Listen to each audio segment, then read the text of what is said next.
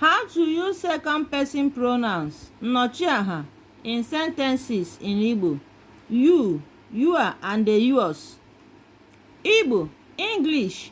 Number 1 sentence says, Onye ka ịbụ? Onye ka ịbụ? Meaning, who are you? Another one says, Onye nyere gị? Onye nyere gị? Meaning, who gave you? Remember, I and the gi is just the same thing. I is short form of gi. Nne gị nọ ebe a. Nne gị nọ ebe a. Your mother is here. Ọ bụ nke gị. Ọ bụ nke gị.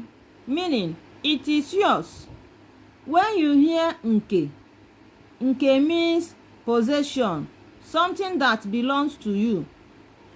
Gịnị ka ị chọrọ? Gịnị ka ị chọrọ? Meaning, what do you want? Ebee ka ị na-aga? Ebee ka ị na-aga? Meaning, where are you going? Gịnị bụ aha gị? Gịnị bụ aha gị? What is your name? Lee akwa gị. Lee akwa gị. Meaning, look at your clothes. Ọ bụ nke gị. Ọ bụ nke gị. It is yours.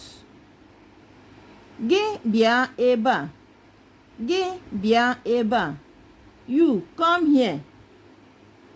Amaghị m gị. Amaghị m gị. Meaning, I don't know you.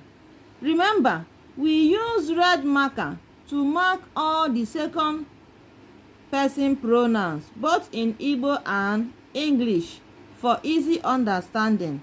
Like and share our videos, guys. Follow us for more. Subscribe to our channel. Bye.